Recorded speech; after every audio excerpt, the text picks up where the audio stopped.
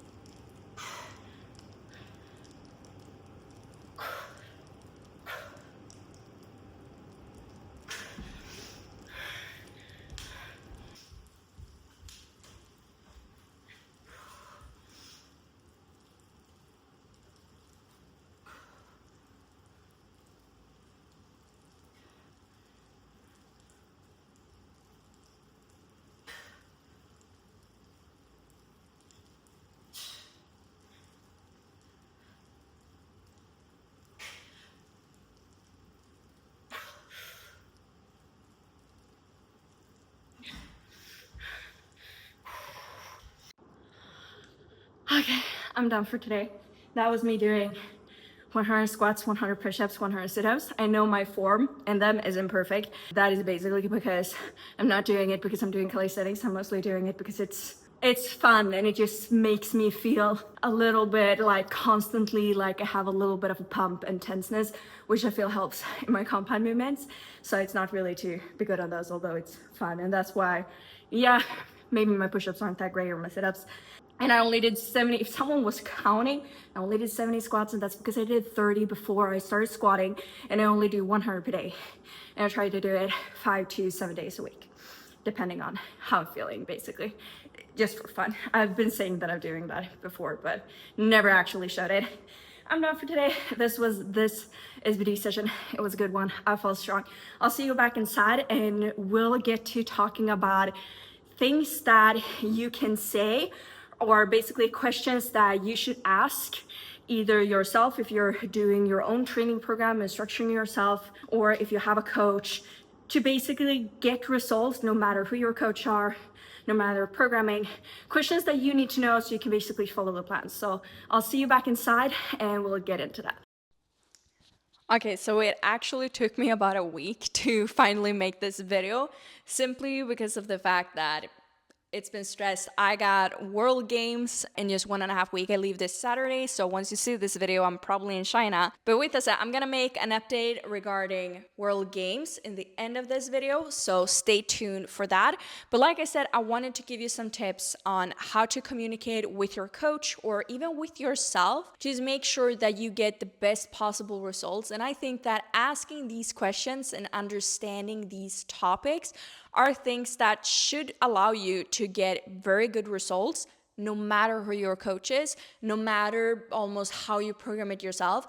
Probably from asking these questions and what I gonna tell you today, if you're self-coached, you'll probably get a good idea of how to actually self-coach yourself better and learning basically goals, how to set goals throughout different phases of your training.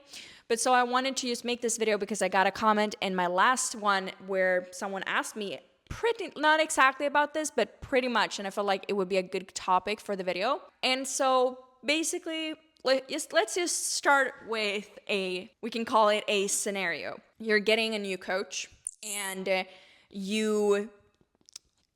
situation A, you get a new coach, you get a program, it's probably a really good program. There's different RPEs. RPE is how heavy it should be. It's rate of perceived exertion. It's a scale 1 to 10, and 10 means it's max effort, 1 basically 0 effort. And so obviously it's a bit hard to decide something completely exact on this scale, but usually in terms of strength training and powerlifting and also hypertrophy, we want to be somewhere between RP6 to RP9. So RP6, as you can think of, it's still above 5, so it should be kind of challenging, but it should still be easy. Like there should be more left. For example, if your PR is 100 kilos, you could do a super easy weight on like with just the bar, but it would be so easy that it wouldn't stimulate your nervous system in any kind of way.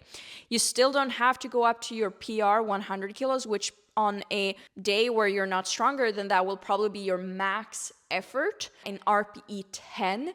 So maybe let's say you do 60 or 70 or 80 kilos and that feels like an RPE 6 for you, depending on the reps. We all can also think about it like if you're doing an RP 6, you should feel kind of like you have 4 reps in reserve. This is in reality called reps in reserve, RER, but we commonly use it within RPE as an explanation as well. But so just think about it as like a perceived exertion. I like to think about RP6 as an easy weight, RP7 as a mid-heavy weight, and as RP8 as a heavy weight, and then RP9 to 10, that's like more max effort. This allows me to think like, okay, RP6, usually I'm not gonna go just the bar to make it super easy. I'm still gonna have weight on, but I want it to still feel easy. Like I can do a few more reps. And with RP7, I want it to be a little bit challenging, maybe having a small sticking point, but still feeling like it's yeah, challenging, but like I got more left. RP8 is heavy. It should be challenging, but it shouldn't feel like a max effort, like I have absolutely zero left. It should feel like I either can load more weight or have more in the tank, and a little bit under RP9. So that's just an explanation of RP very quickly, because we're gonna talk more about RP. I'm gonna use that term a few times. But so let's say situation A, you get a new program, it's a good program,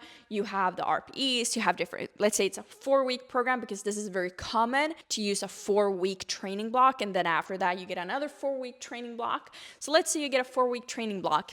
You go in and you just start training. You do follow these sessions. Maybe you've received basically some information on how you're supposed to stay in contact with your coach. I'm going to talk more about this when it comes to like choosing your coach and what kind of help you need.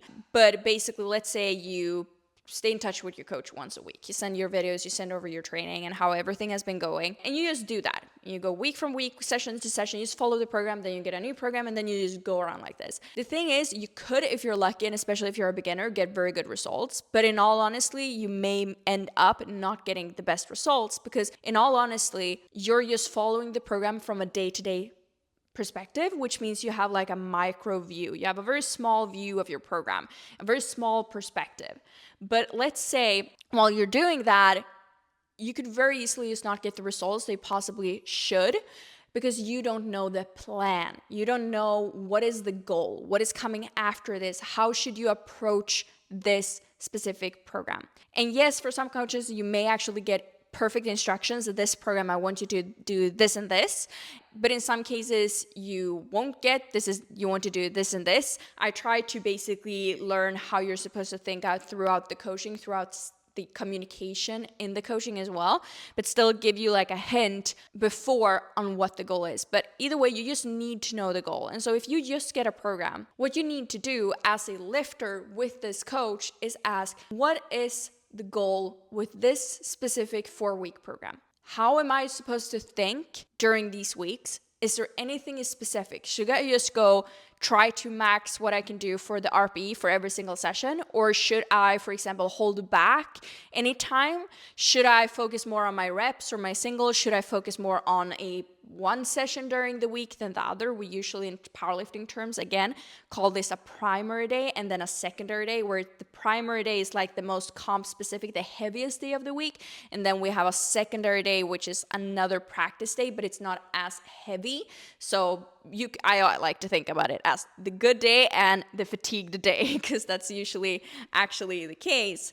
But so you want to ask, what is the goal? Because, for example, how I do things is, as a coach, is we usually do a build-up hypertrophy kind of training block first. So some kind of hypertrophy, or basically it's like hypertrophy, high volume or something to build a base. And during that program, the focus is to really build strength.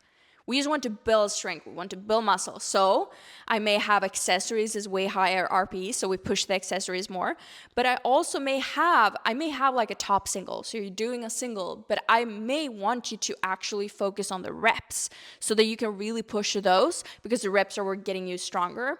And so that's how I usually, and I also maybe don't want you to touch your PRs, because I want you to get fatigued and tired and really like just train you down.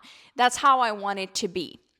Now, then after that 4-week program, I may have a strength block, or maybe it's a competition prep, like it's a peaking block. And during that time, I don't want you to get super fatigued or push you down anymore. So at that time, the approach on the second program is going to be completely different from the first. But if you, for example, during this first hypertrophy program, you push your singles really, really badly, you push them super hard, you go really heavy on your singles, you focus on that, you go very light on the accessories and also on the reps because you're tired from your heavy singles, you're not going to build that base, meaning that when we get into the strength phase, I may expect you to actually feel very strong and actually maybe even hit some PRs when we pull that volume down. But since you weren't able to really get fatigued from that previous block because we weren't able to do any heavy weights for your reps, then maybe that all of a sudden isn't gonna work. And then you, like I said, then you're not gonna get the results that we were expecting you to get. If you would, as a lifter, then ask your coach before, what is the plan with this? Then you can start approaching the program in the right way as your coach have thought of you doing. So for example, okay, you're gonna be fatigued right now. It's gonna be a hard block. I want you to push your reps. I want you to keep your singles conservative, and I want you to push your accessories. Now, this block, it's a peaking block. I want you to push your singles. I want you to be more conservative on your reps, and I want you to be conservative on the accessories on these weights. For example, on this specific week, I want you to push a little bit more than the other because we're creating a lot of stimulus. If you ask these questions, and you understand this within your program, because your coach have an idea of what they're doing. So if you just ask, what is the why? And how does this set me up for 12 weeks from now? What will happen then? Maybe your coach don't know exactly what's supposed to happen within 12 weeks. Sorry. Wait, I just got my delivery of groceries. I can show you what I got in the end, because I got a lot of things, and I saw they actually screwed a lot of things up. So yeah, need to make some returns. Either way, so basically you just need to know the why of your program, the plan. How is this gonna set you up a few weeks from now on so that you can have the right approach and actually get the most out of your training? Now, the second thing you want to ask after you know the why and how to approach your training is what type of communication your coach wants you to have. And this is a key thing, because I think it's not always the case that more communication is better. Efficient communication is best. And so you need to know, what does your coach need to know from you to be able to guarantee you results. And then you also need to think about how much communication do you feel like you need to feel confident. And why I say this is because, for example, some coaches may want you to check in every single day and send videos every single day, all of your training and everything. And that is all good. Personally, I don't really do that. And the reason is because I know from myself, it's very easy when you send everything to overthink every single detail in every single lift, every single video, which then causes you to overthink your technique and analyze too much. And to be honest, consistency is key. You can get strong in any type of technique. Some technique is going to be more efficient. You're going to feel stronger in certain ways, but still it's going to come down to pretty much just making sure you're consistent in what you're doing and that you're feeling good. And if you're going to send videos every single day, that can be a very good thing. But if you're someone, I would try to assess yourself a little bit. So if you're someone who's very insecure and you're someone who feels like, okay, you're very insecure, you very easily overthink, then I would have try to check how often do your coach want you to check in, and then try to combine that with how much communication you actually want and see if you can find a solution for that. But also basically see that, okay, if you're very insecure, I think that you should probably have a lot of communication, definitely not once a month, because if you're doing that, then you're going to be stuck in your own head for a long time without actually getting to talk to anyone or ask anyone for advice. But at the same time, if you're going to check in every single day, then maybe you will start overthinking every single session. So I would say maybe 1 to 2 times per week would be a really good thing. You still can send all of your training, but you do it where you get, when you're not sending every single day, due to doing that, you're going to have a few days between or rest period after a session. So maybe you have a bad session, you're overthinking it, you're very emotional. This happens to me all the time. You're very emotional and you have all of these thoughts, and then you wait for a few hours or until the next day and then you send your check-in. Then maybe at the first time you were like, okay, we need to change something. Things are feeling bad. And then in a few hours, you're like, okay, it was just a bad session. It's okay. I know it's fine. I'm going to feel better next week. And then you send your check-in and you won't overthink it pretty much or overanalyze it. And that can be a benefit with having less check-ins, where you still can look and analyze all your training and how it felt every single week, but you won't check too much where you overanalyze. Personally, I like to do at least 1 check-in, and then if you have questions, other thoughts, something comes up, you get pain, anything, if you get any kind of pain or anything that is we need to check it now, then I want you to check in immediately. But otherwise, I want you to do 1 check-in per week where you send 1 video for each compound lift and then any extra exercises that you do have, just so that I can see your technique weekly and everything and see how the weights moved as well, for especially your heaviest weight. So in a hypertrophy phase, I would like you to film the reps. So I can see that you're choosing good weights for the reps. You're actually pushing yourself for the reps. And then for a strength phase, I may want you to see your single. And then if you're really competing, I want to see your single and your backups. But basically like 1 to 2 videos for each lift. So I can see your technique and just check how did the videos and weights move, and then give you some feedback if there's anything you're supposed to think about for next week. But by doing that, you don't get a wall of text with feedback to add or implement for the next week. So you just have a few pointers that you can actually implement. And also I get a check-in from how things are feeling. And then if you have a terrible session and you ever need to vent, you can always reach out again. So I basically have like an open communication where I want you to make a check-in at least once a week. Tell me how the entire week went. Send me at least 3 videos, 1 for each compound lift, so I can see how things are looking, see your technique, and give you feedback on that. And then you can vent whenever you need to. So if you're overthinking, I decide I'm not gonna overthink for you. So if you're overthinking and I realize you're overthinking, I'm just gonna tell you, okay, you overthink, this is what we're gonna do. I don't think it's an issue yet, this is expected, whatever, if I need to calm you down. And if everything you're saying, you're thinking a lot and it's not overthinking, it's completely valid, then I will tell you that and we'll make changes pretty much. But so that's how, for example, I like to work with it. But you will need to ask, what does your coach need to guarantee you results in terms of communication, and then decide what you also need. For example, if you're someone that feel like you just need to vent sometime to someone, write a wall of text, then you need to ask if you can do that and do that. So I think this is just 2 very important things to get good results no matter the coach you have. So this is like a very quick sit down. I would love to make if you want to, I would like to make more coaching videos of how to do your programming. I could do that as well, and more in-depth videos, and then I'm definitely gonna have like a paper or something that write down or a PowerPoint to go more into depth. But it's just 2 things that I feel like a lot of people should definitely think about when they either have a coach or in their own program. If they're self-coaching, is just think about what is the why with the program, what is the goal, and then you want to follow the goal and see what's expected of you. And if you have a coach, how often do you want to communicate? How often do you want to analyze your videos? Because I film every single session that I do. I check every session, like how it looks on camera, but I do not change my technique every week or have feedback, because it's so often that we overthink technique. Technique is super important, especially for beginners. You need to learn it, but in the end, we want something that feels good for you, so we just don't want to overthink it too much. And so it's just a really good thing to ask your coach, what is the communication? What is expected from me? What do you want? My coach, for example, wants me to check in every single day. And for me, for some of my clients, in times, I may want them to do that, even though it's not necessary, but simply I work with a lot of normal people, so people that are not specifically just competing in powerlifting, people that just want to get stronger, and they don't need, if someone is competing, I actually usually want them to check in more often closer to competition to see how they're feeling, just make sure they're not going too heavy or getting too fatigued too early.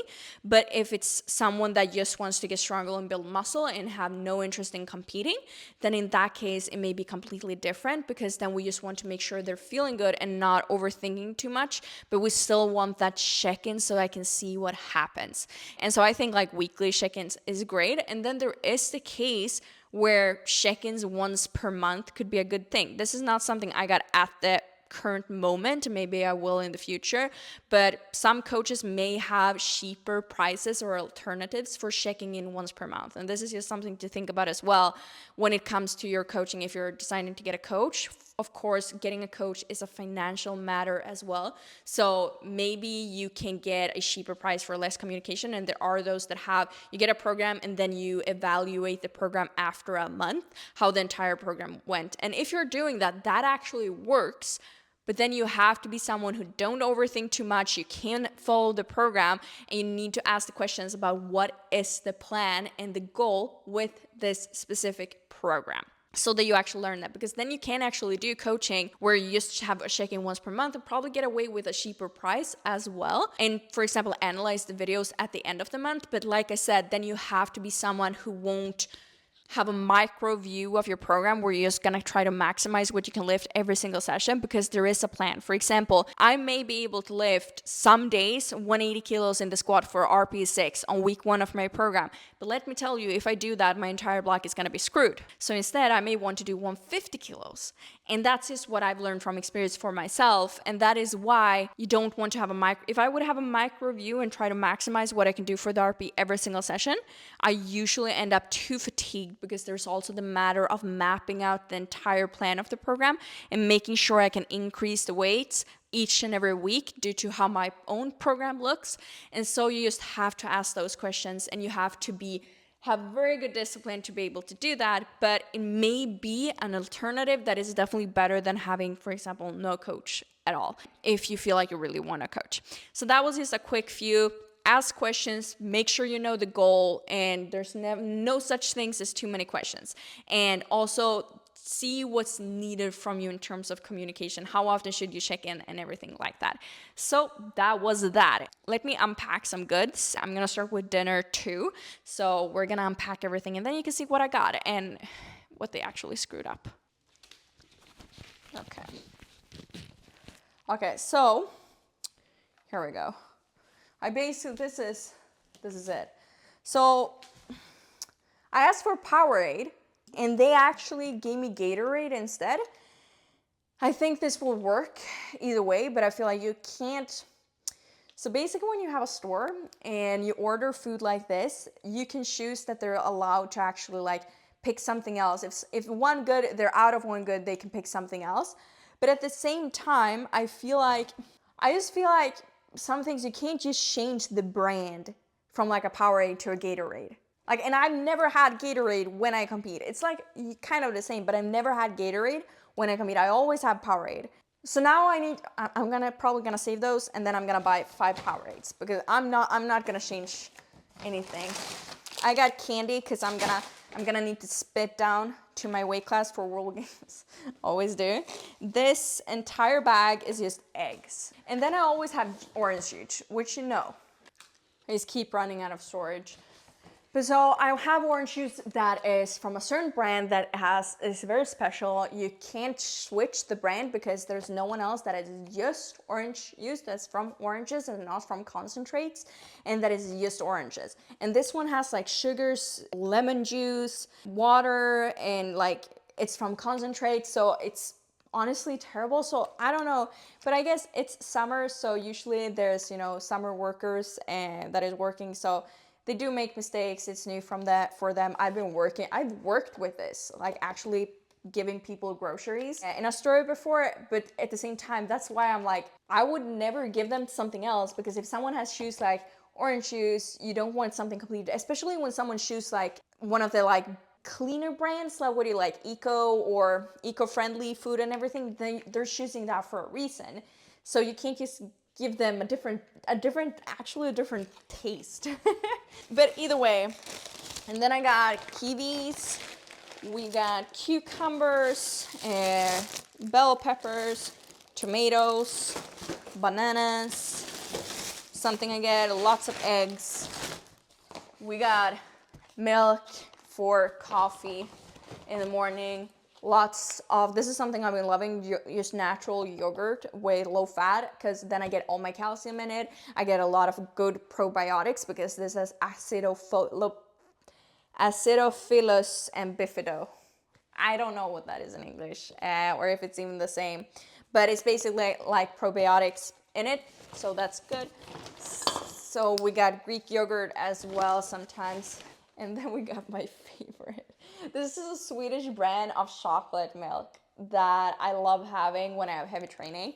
So I'm having, like, every time after training, I have 200 milliliters of this. And this is something that I do. One is like, okay, I get some sugars, some milk, is quick protein before I actually eat after my session, like something quick. But it's also the fact that for some reason, whenever I have chocolate milk in my daily life, my energy is super high and I'm just happy. And like Sammy can tell, I'm like happy. I'm playing around. I'm running around the house. I'm basically an anime character in real life. That's like me when I drink chocolate milk. And when I don't, I'm more like grumpy.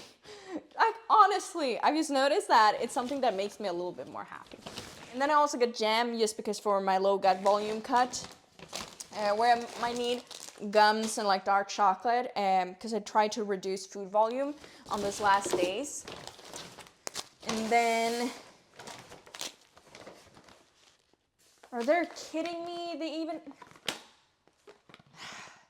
They gave me a completely different electrolytes. And this one has worse electrolytes in it. Like the actual electrolyte on mine is different. They can't switch to this one. You can only switch, like when I worked, we were taught that you can only switch to something that is the exact same if it's a different brand. But if it's a specific taste or anything, you can't switch to another taste. So if there's nothing that is the exact same from another brand, then you can't switch and give something else. Then you just have to put that it's not there. Rice. They got that one. And then I also bought a lot of, I accidentally bought way more, but this is like boiling bags, and this is just because I bought them for, I was not supposed to buy 3 of these. Whoops. Guess I have it for the future. Just because I figure you can maybe boil rice with a water cooker, or like with a kettle in a hotel room. Because I'm gonna be there for too many days before, so yeah, that's why I got this one. Why did I get 4? I have 4 of these. And then I also have this. This one has oil and sodium in it, which is why I won't be able to have this on my last days during my cut, when I'm doing my water cut. But before that, these will work pretty well to just see if I can maybe have those on my last day. So I basically got a lot of that. And then, okay, got one ride. So yeah, I need to, it's a bit of a mess, but that's basically what I get grocery shopping every week. And then we get steak too, like meat and stuff, but we buy that ourselves because otherwise we can't order any good of those. So this is what I'm gonna have right now. I got a dry aged steak here that I'm gonna cut up half of that and have that for dinner. And then I'm just gonna have rice, which I just finished here. So I'm gonna have that as well. And so for World Games, hold on a sec. This is a mess. So usually like after we've been eating during the day, sometimes it's a little bit of a mess and then I clean up before the day. So it's always clean. Like when you wake up, you want it to be, everything to be clean and everything. But so basically for World Games, I got it, and like I said, I compete next Thursday, which will be cool. Excited. I did my heaviest squats today. I did that 190 last week. I actually did do my heaviest squat today. So I still got my heaviest squat or my heaviest bench and my heaviest deadlift to go. So we'll see how that goes. Bench tomorrow, deadlift on Wednesday. And then after that, basically, it's gonna be taper week and it's gonna be easier for the competition. But so it's in China. There's been a lot of like ifs, been thinking a lot about actually pulling out for a while here and there, simply because we decided kind of immediately after Worlds that for World Games, because Joey basically asked me, do you have to do World Games? Simply because it's so close, and I went all out for Worlds, like all out, gave it absolutely everything I had, which I'm very happy about. But so due to giving everything, you know, you can't have unlimited amount of energy. And so we thought, okay, we'll do World Games, but I won't like super prep for it.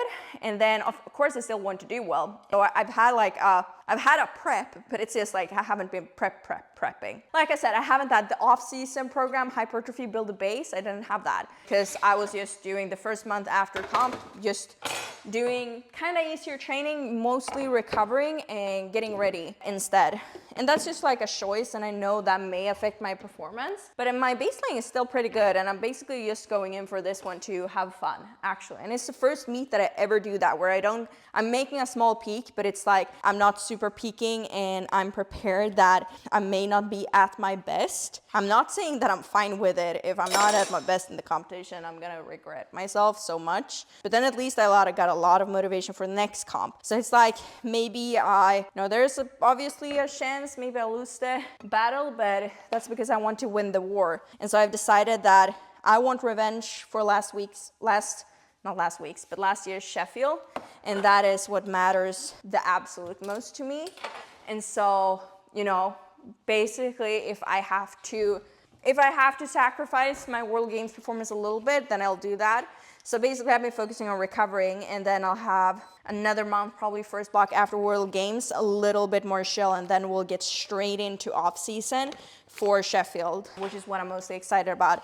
But so basically everything that I've been doing now is to make sure that I have so much energy, fuel, and motivation for Sheffield. And last year I did 3 back-to-back meets and everyone was important. I knew I can't do that. I know I can actually do that to that standard. But at the same time, it's like, what do you say? It's like hard in one sense to do all of those meets. I got like issues with my skin and everything because I was so stressed from being on all the time. That's why I think also it was harder for Sheffield with the pressure and everything. So now it's like, okay, I know I can't compete back-to-back. I may do like a fun meet in November just to make sure I don't like stay away for too long, but I'm gonna focus on Sheffield, and that's why I'm not gonna have more important meets. I'm gonna choose like Worlds and Sheffield. Those are the important meets. Yeah, I'm super excited, but it's gonna be so cool going to China because it's World Games. You know, it's a very, I feel like it's sad that it didn't get like the representation that we want in powerlifting. Like a lot of lifters pulled out, but I get it, it's so expensive. We're having semis coming and it's super expensive actually to go. So I get it, like, okay, it's hard for a lot of people, and so a lot of people pull out because they maybe don't have someone else paying for it. We're lucky our federation pays. So otherwise, I don't think I would do it, honestly, because, you know, it's so expensive. So yeah, that is pretty much it to update. I squatted 200 kilos today, which I've done before. It wasn't the like best 200 squat that I've done, but I'm happy because, like I said, I'm not feeling my amazing. So I can have like a day where I'm not feeling absolutely amazing, and my baseline is still way, way, way better than it was in the past. So happy about that. With that said, that's also gonna be the end of this video. I feel like this video was a little bit all over the place. I'm not used to making videos right now. I've gotten out of the mindset. We're making a lot of changes in the business, which is really fun, and I really enjoy it. And it's, you know, my work feels more meaningful than ever. But so basically it's just been a little bit different. And so I just haven't had it on my mind to make content at all. I feel like I got this idea of doing the morning routine, told Steven, who edits my videos, so thank you to Steven if you like these edits. He's the good guy doing them. He's amazing. And so I told him, like, okay, I'm gonna make this morning routine and then I'm gonna do this. And then I didn't have the time to do that day, and then it was this week after, and I was like, kind of forgot what I was supposed to say. But either way, it was like a quick update video, some thoughts, me doing Alba rants. Like, it's basically just Alba rants the entire video, which, you know, I hope you enjoy that. And it's also nice now that I have the mic and I can just stand around and talk, although it may be a lot of different sounds and everything. Also, I'm out of storage pretty soon for this video. So, okay, here's my steak. You can't see it. And that's because I don't use that much butter. So what I need to do is I put it in the oven. So if you're cooking and you want it to, I ran out of storage again. So what I do, if you're cooking, this is gonna be the last tip for this video.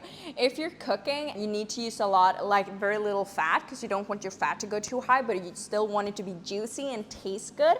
Then what you basically want to do is, this is something that I do, is I use like 4 grams of butter, so it's a very, very small amount, and I use basically not exactly max heat, almost, and then I basically just fry it on all sides so that it actually like looks fried. I don't know what the name is, but it looks fried and get like crusty almost, but you know, you get the color on it that you want. And then once I do that, I just put it in the oven on low heat at 120 Celsius. I think, yeah, 120 Celsius. So I have that kind of lower heat in a sense, and I put it in, and then I just let it be there for like 3 minutes, and then it's always perfect inside for the steak. Like, it's not well done, it's not like rare, it's just perfect.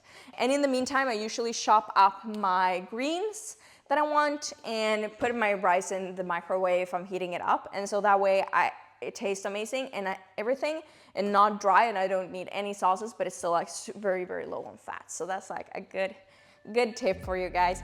With that said, I need to get to eating. I'm gonna watch some anime in the meantime too.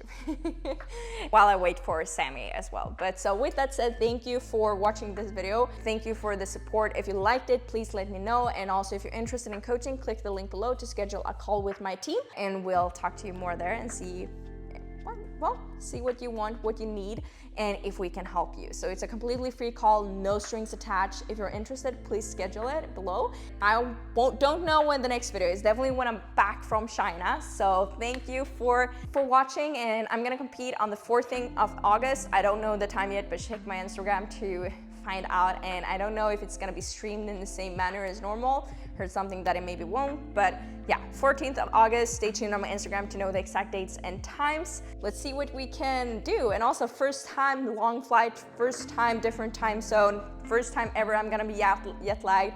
So I'm looking forward to that experience. So yeah, that's it. Thank you for watching, and I'll see you in the next one.